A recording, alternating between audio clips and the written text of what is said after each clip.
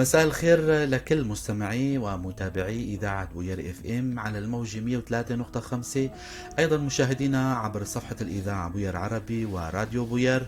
مساء الخير مرة تانية وأهلا وسهلا فيكم بحلقة جديدة من برنامج صحتك بالدنيا. رح أكون أنا معكم عماد خلف من وراء الميكروفون. ضيفي بالاستديو الدكتور خير الدين حسين، اختصاصي بالأمراض الهضمية، لنحكي عن موضوع مهم كتير. أيضا بحب أشكر زملائي بالكنترول والبث المباشر أميرة وشيرين. رح نستقبل اتصالاتكم، لكن أول شيء رح نرحب بضيفنا ونمسي عليه. مساء الخير دكتور. مساء الخيرات، اهلا وسهلا. اهلا استاذ عماد، اهلا بكم مستمعينا شكرا لكم دكتور. طبعا مسرورين جدا بوجودك معنا. رح نخبر مستمعينا اي حدا حابب يسأل ينضم لنا، عنده اي استفسار، فينه يتصل عبر الرقم الأرضي 429 101. أيضا يلي عم يشاهدونا فيكن تشوفوا البث المباشر عبر صفحة راديو بوير وبوير عربي. عبر كومنت فيكن تكتبوا سؤال، أكيد رح نجاوب عليه. موضوعنا اليوم هو موضوع جدا هام، هو عن الكوليرا. يا ترى شو هو هل هذا المرض، شو الأعراض، شو الأسباب، والعديد من الأسئلة رح نطرحها على ضيفنا الدكتور خير الدين. حابب أذكركم أيضا رقم الواتساب 093 82 80 81 4. عبر رسالة رح نرد على أجوبتكم. دكتور، كمدخل لموضوعنا، يا ترى كتعريف شو هو الكوليرا؟ قديما كنا نسمع فيه انه هذا بحقبة من الزمن كان في مرض. هل هالمرض هذا منتشر كتير؟ لو تحكي لنا عنه يا ترى، رجع من اول وجديد؟ الطفرة هاي نفسها هي؟ تحكينا عن كتعريف يعني، وحبذا لو شوي تقرب المايك اللي عندك دكتور. مساء الخير لكل الاعزاء المشاهدين والمتابعين عن طريق الراديو وعن طريق البث المباشر التلفاز. مساء الخير للجميع. كتعريفا، الكوليرا هو مرض جرثومي حاد من امراض الاسهال اللي تسبب انبوب الهضم. في الحقيقه كما تفضلت اخي عماد، هي من الامراض المنسيه كانت. جميع الامراض التي عدواها متعلقه بالمستوى الاقتصادي والمستوى المعيشي، عاده تتراجع هذه الامراض كلما كان المجتمع. عفوا دكتور، ممكن نروح لفاصل صغير ونرجع؟ خلوكم معنا مستمعينا، فاصل صغير وبنرجع.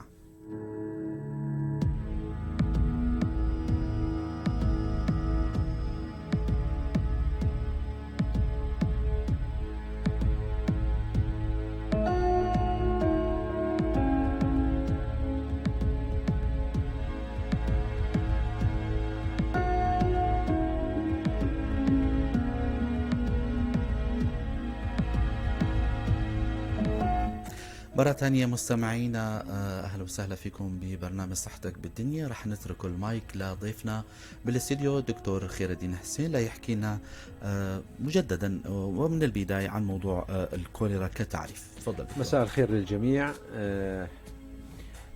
موضوع الكوليرا هو عبارة عن كتعريفا هو مرض جرثومي حاد يصيب أنبوب الهضم، يعني إسهال هضمي. تمام. هذه الجرثومة موجودة منذ القدم كما تفضلت أخي عماد، مثل ما قلت هي من الأمراض المنسية للأمانة. بعض الأمراض عندما يكون المستوى المعيشي والثقافي والاقتصادي متطورا تخف هذه الأمراض.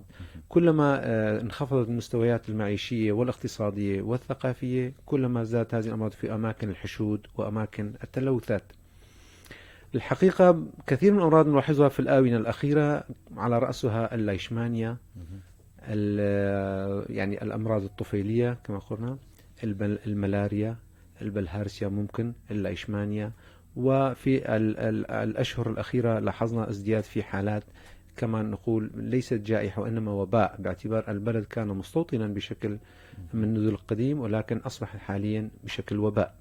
ازدادت حالات الإصابة بالكوليرا. فإذا الكوليرا هو مرض جرثومي، يجب أن نفهم هو جرثومي، يعني هو خمج، التهاب خمج يصيب أنبوب الهضم. ومثل ما قلنا ينتشر في الأوساط الاجتماعية المتدنية. تماما. دكتور، طرق العدوى يا ترى شو هي؟ الحقيقة جرثومة الكوليرا لا تستطيع العيش في المياه النظيفة المياه المعقمة كما نعم. تقال، إنما هي يحلو لها العيش في الأوساط القذرة أو خلينا نقول الغير نظيفة، وخاصة كمية قليلة من مياه المجارير، نقطة ونقطتين ضمن مياه الصافية، قادر أنه هذه الجرثومة أن تتأقلم وتعيش فيها. هي جرثومة مقاومة للملح، تتحمل الملح، فإذا لا تموت في الملح. لكن حمض الخل والكلور يستطيعان، الغليان وحمض الخل والكلور تستطيع أن تقتل هذه الجرثومة. هذه الجرثومة لها ميزة، تتميز بسرعة الانتشار، بسرعة العدوى. السبب يعود في كثير من المزايا لهذه الجرثومة، إنما السبب الأساسي أنها تملك صوت واحد.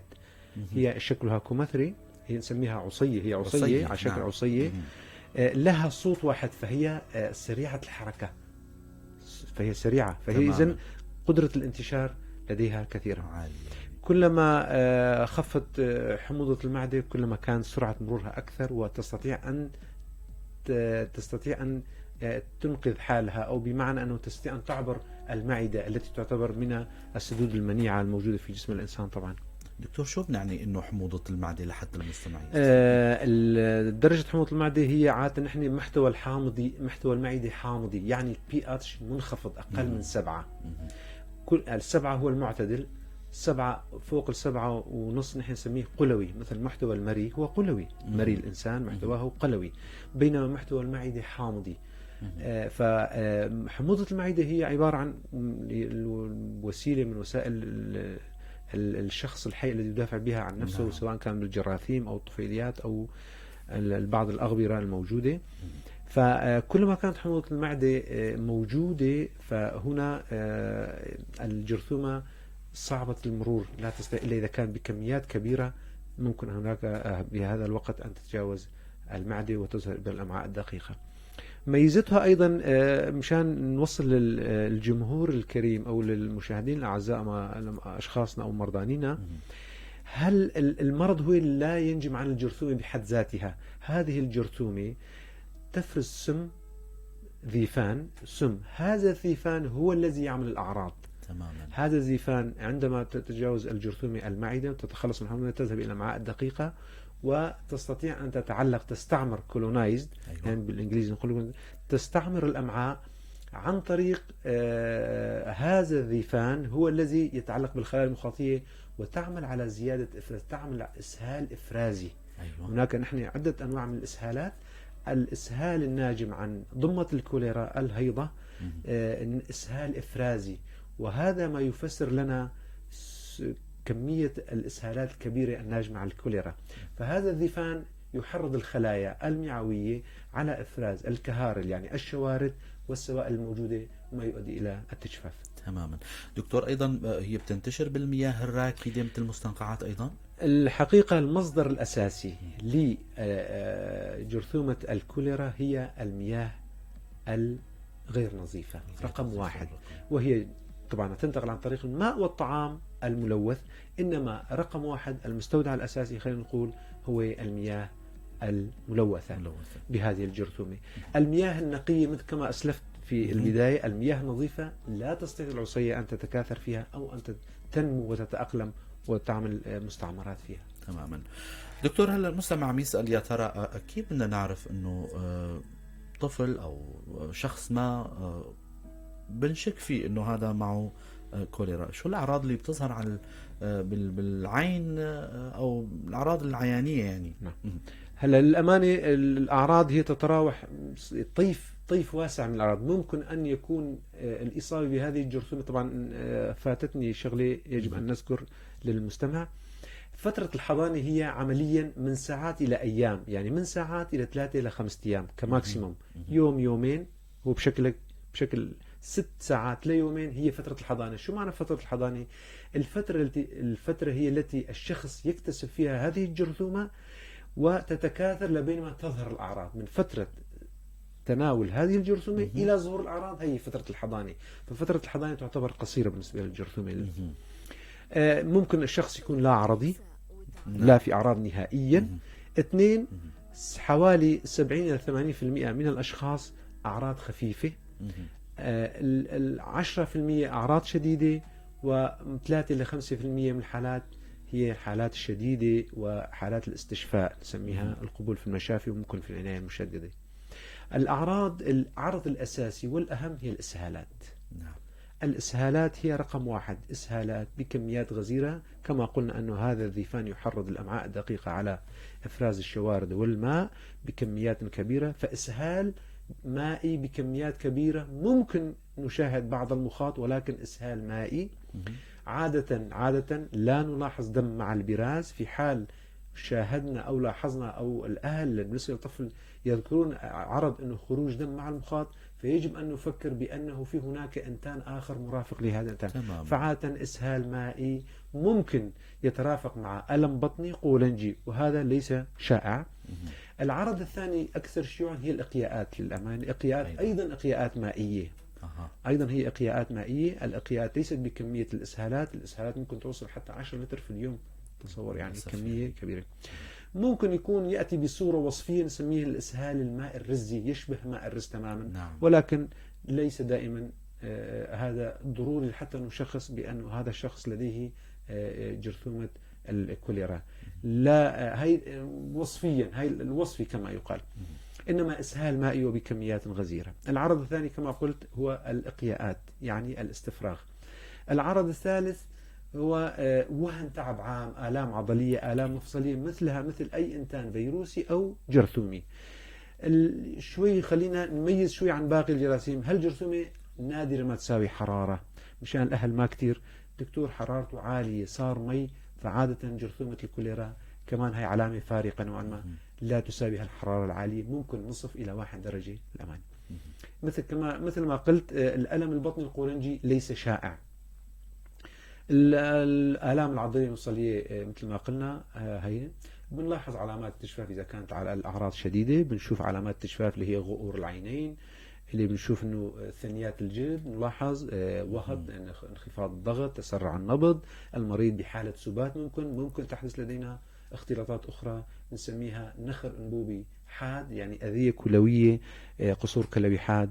ولاحظنا نحن في عياداتنا وممارستنا خلال 3-4 أشهر أنا والزملاء الهضمية والداخلية بالبلد موجودة والأطفال، لاحظنا أنه ارتفاع شديد في قيم الكرياتينين. نعم. يعني بالعامية خلينا نقول توقفت الكلاوي عن العمل بسبب نقص الوارد المائي لها، بسبب الصدمة ووهط الدوراني اللي صار عند المريض.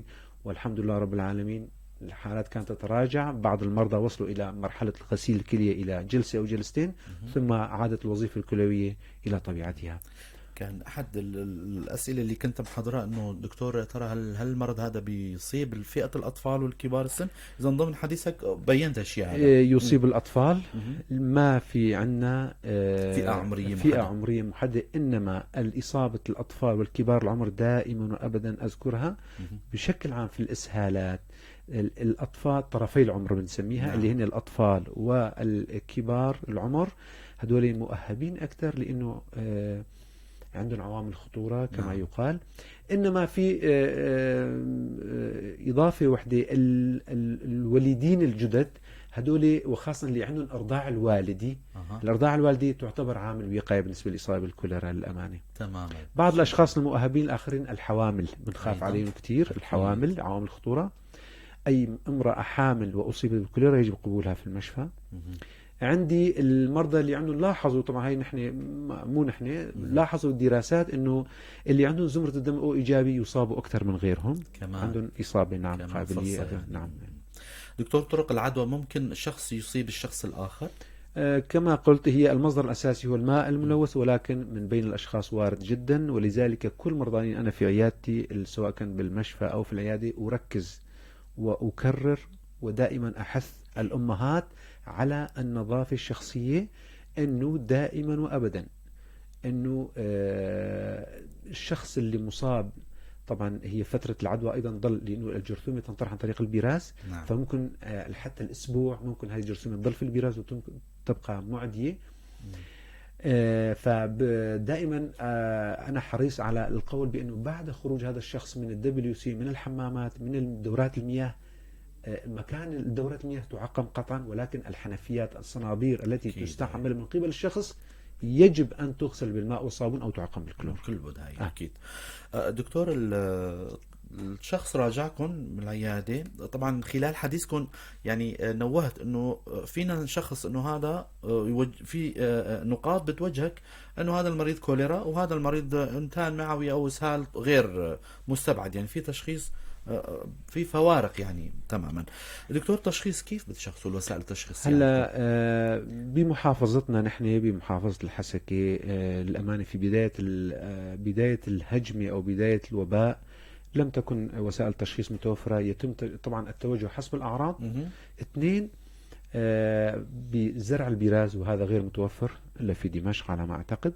ولكن هلا حاليا للأمانة في نسميه نحن شرائط تشخيص عن طريق مثل فحص البول، ديب ستيك نسميها شرائط عن طريق البراز، يعني تكشف الجرثومة المستضد في البراز، مستضد جرثومة في البراز متوفر يعني بالمخابر. هلا حاليا توفر مخابر لا أعتقد، ولكن أعتقد أنه توفر الفترة الأخيرة في المحافظة.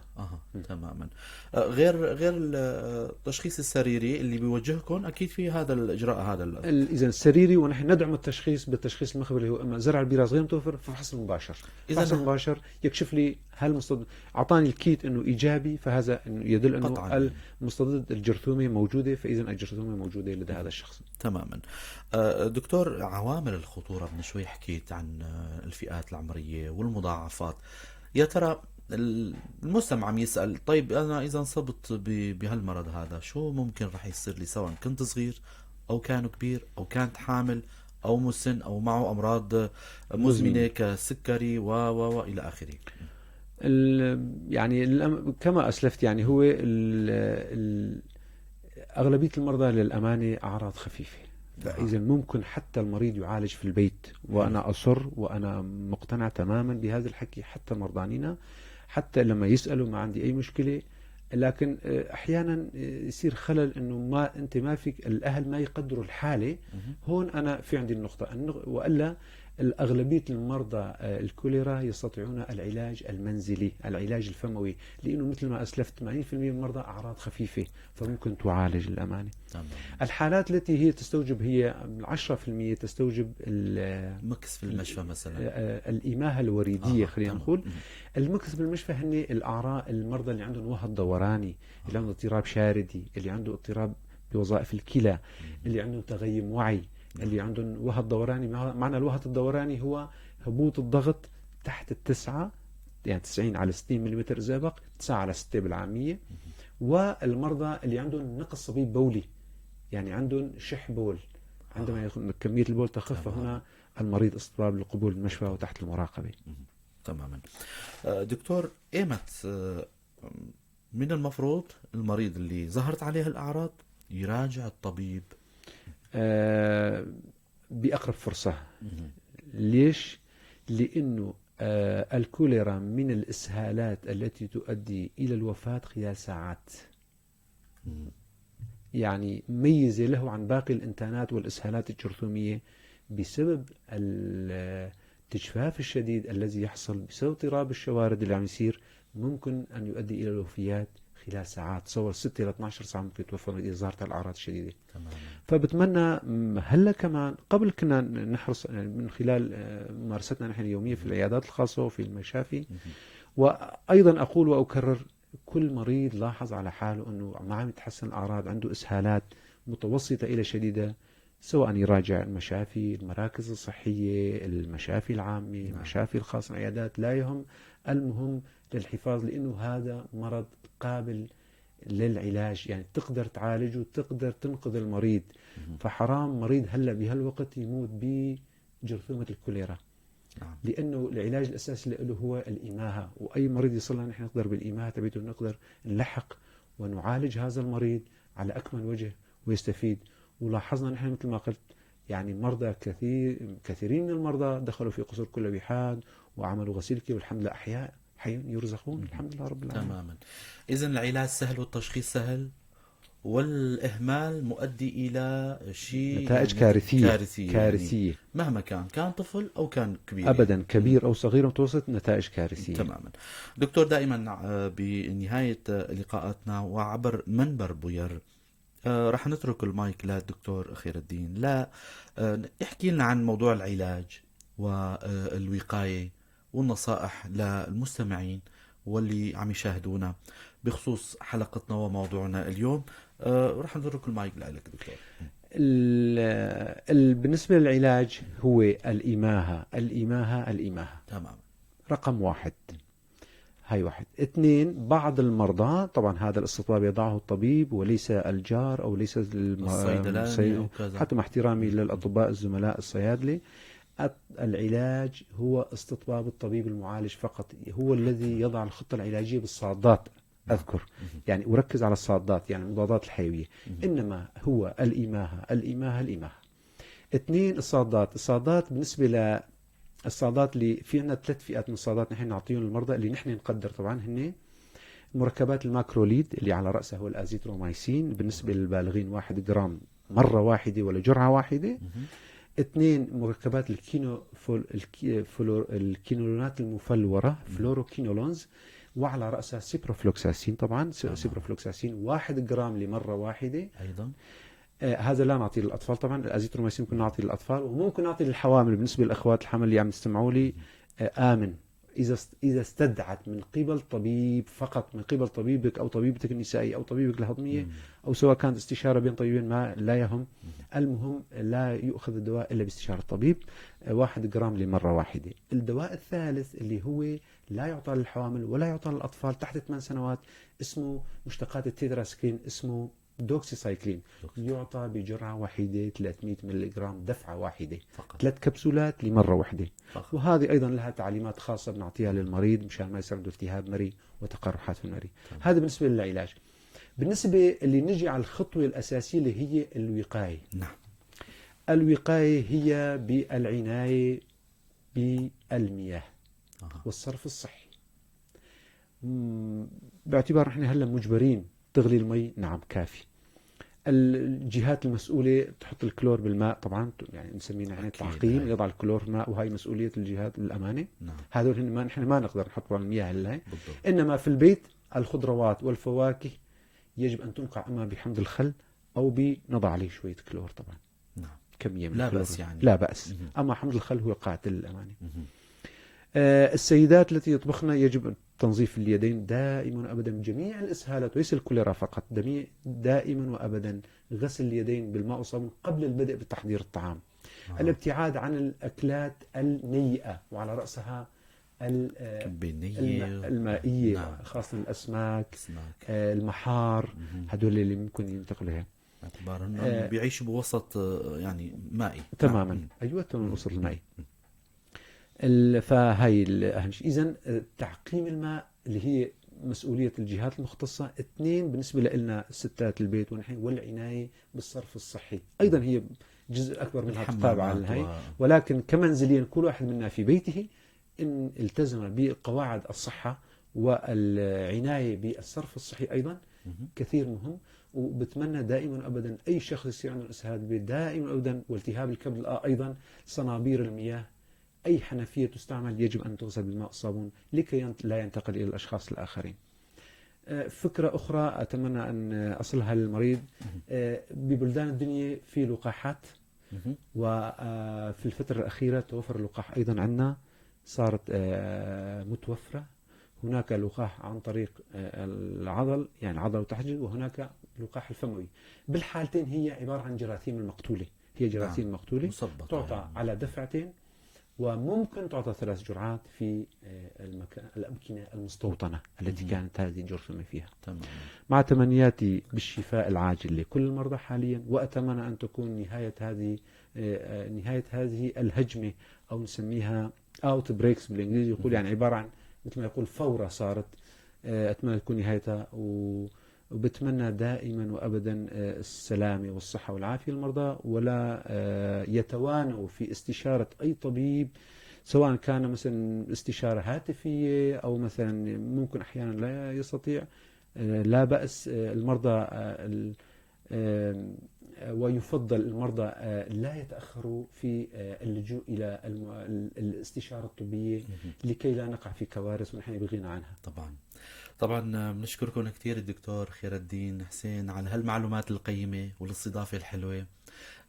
بشكركم كثير مرة تانية دكتور، على أمل نلقاكم مستمعينا ومتابعينا السنة الجاي بالأسبوع القادم وحلقة جديدة، وكل عام وانتم بخير. ومثل ما ذكر الدكتور بنتمنى لكم الصحة والسلامة، تكونوا نهاية هالعام هذا نهاية كل الأوبئة والأمراض والجوائح وكل ما إذا صح التعبير يعني كل ما هنالك في أمراض. بنتمنى لكم الصحة والسلامة. ألف شكر لمتابعتكم، على أمل نلقاكم الأسبوع القادم. تضلوا بخير وسلام. شكرا لك أستاذ عماد، شكرا لإذاعة بوير التي استضافت وأعطتنا الفرصة لشرح إن شاء الله يكون الكافي والوافي للوقاية من هذا المرض المنتشر حاليا.